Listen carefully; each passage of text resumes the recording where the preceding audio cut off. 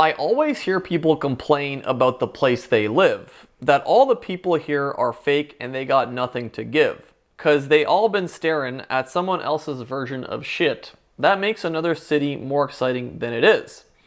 This Drake line has really got me thinking lately. Was I the problem in my unhappiness, or was it the place that I lived in? I moved from a smaller town in Canada to the third largest city in Spain, with many of my friends now thinking of making similar moves as Canada becomes growingly more unaffordable and its radical left politics continue to worsen. I wanted to compare my two lives and showcase the differences for anyone that might be considering a similar move. I think a day-to-day comparison video would be extremely long and not that interesting. So I'd like to compare the differences in these major categories that play a massive role in my overall happiness. So we'll be looking at these following categories: physical activities, social activities, culture/vibe, weather, family and friends, and travel. So let's start off with physical activities in Canada. In an average week, I would do or would be able to do these following activities: hot yoga, swimming, tennis, running in the park, and working out in the park. I would say in Spain, I have a slightly bigger choice of activities, but it's mostly the same. Yoga once a week, tennis once a week, gym twice a week, outdoor swimming pools. There are plenty here in Spain. Also, you can swim in the sea during the summer. Brazilian Jiu-Jitsu, which is a recent addition to my activities. Volleyball once a week on the beach, and padel, which is only once a month, but it's actually growing quite a bit in my schedule. I'd say in this category, they are relatively equal. I would give the slight edge to Spain since I'm able to do outdoor activities all year round, and I'm able to even go swimming in the sea 6 months of the year. In fact, I went swimming in mid-October this year.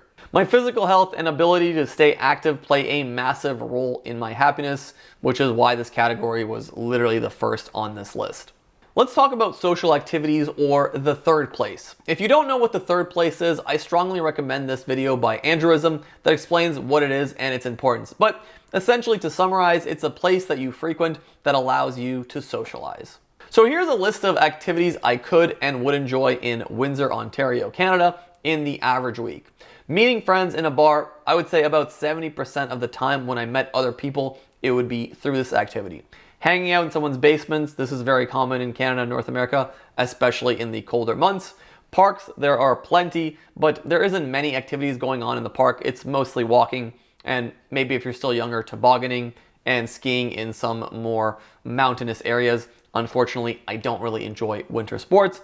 And since I lived near a border city, I also got to enjoy the greatest country in the world, aka America. And the city that I live next to is Detroit, which has many different things to offer, like NBA, NFL, NHL, weekly comedy shows, hipster bars, and a bunch of cooler things. But driving every week to one of these events and going through an international border and paying $20 just to get there and back, not including the events and parking, just isn't really affordable, and it's extremely inconvenient, and it's something that I really wouldn't do often. I also can't stand traffic, and after working years in Michigan, the thought of idling bumper to bumper in gridlock at the border really sickens me. So I wouldn't say this is an activity I did a lot, but there was times that I did cross the border. And then lastly on my list, I put clubs, and for the most part, clubs are only active on Fridays and Saturdays in my smaller city.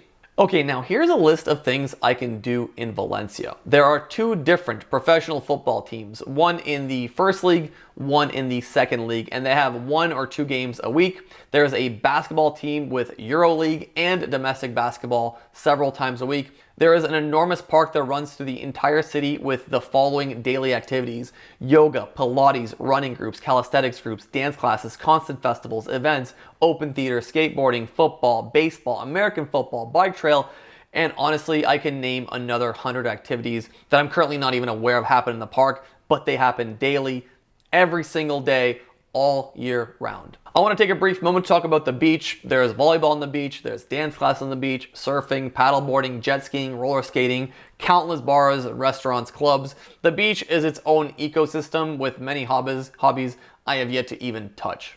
The next thing I want to talk about is language exchanges. This is something that doesn't really exist in many North American cities. In fact, in a lot of European cities, this doesn't really happen often. I know specifically for Valencia, since it's such a international hub. We have so many of these language exchanges. We're at 7 a week now, and sometimes we even have 2 or 3 different language exchanges you can go at night. And for me, language exchanges have actually played a pivotal role in my time here in Spain. I was able to find a girlfriend randomly at one of the language exchanges. Some of my closest friends I found through language exchanges, and I've also been able to significantly improve my Spanish by going there and talking 5 hours a night for the low price of a single drink or water. I think one of the biggest problems adults face is finding new friends, and I honestly can't think of a better activity than this one. I might make an entire video on why I love these language exchanges and why they played such a pivotal role in my life. Moving on, we have a lovely bar and club atmosphere almost every day. A bar, you can grab tapas every 20 meters. The overwhelming options you have any night are actually insane. It's really incomparable to any city I visited in Canada or North America, unless maybe you're talking about some of the most ludicrously overpriced cities like Toronto or Vancouver. The walkability also of the cities here in Europe makes these events a lot easier to attend, whereas, the challenge that you face in a car-dependent dystopia are truly a little too difficult to overcome for most people. But anyways, let's keep going. There's also a biopark, there's a science museum, there's countless historical buildings, largest aquatic center in Europe, one of the largest indoor markets in Europe. You have the Valencia MotoGP, you have tennis tournaments, you have outdoor free ping pong tables,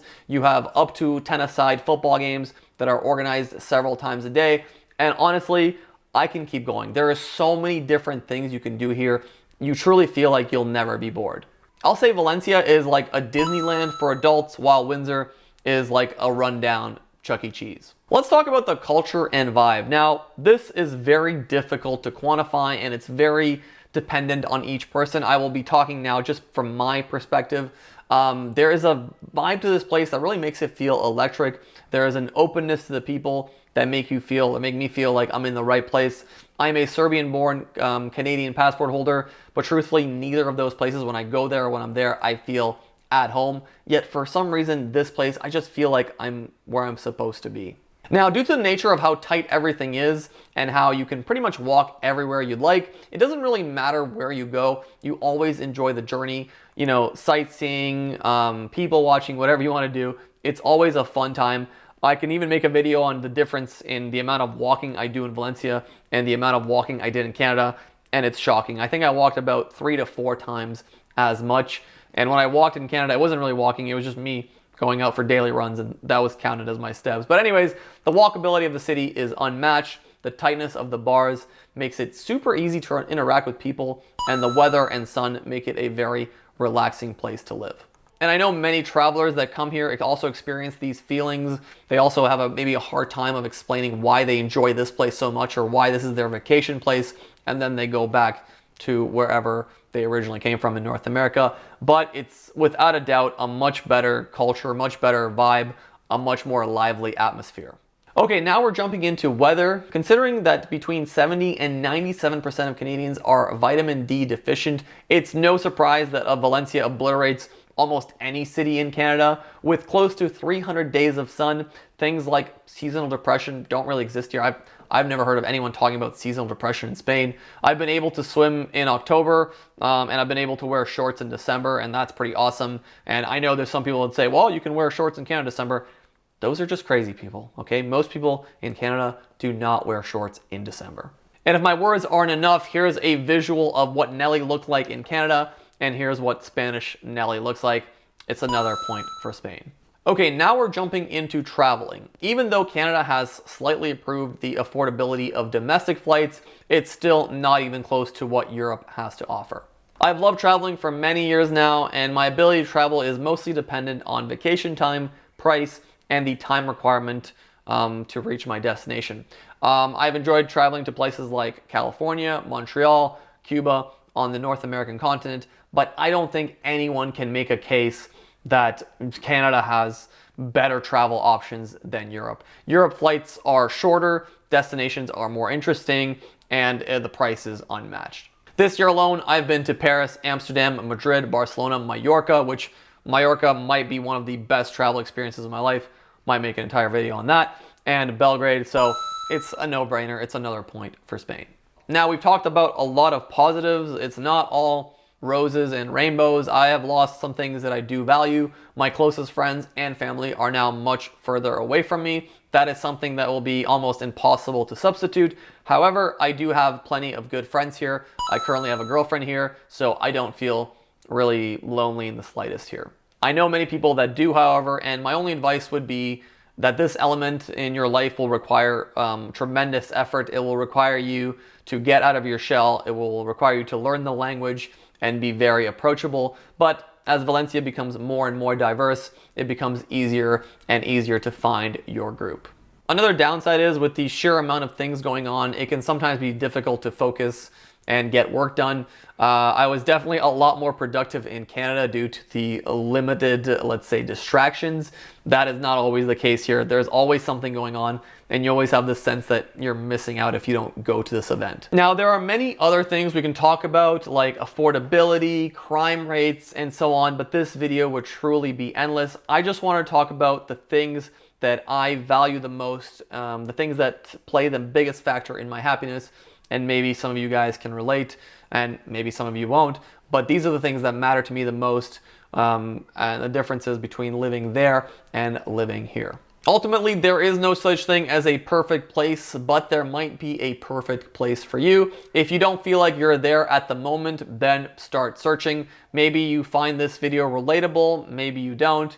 Regardless of what the outcome is, I do hope that you find what you're looking for.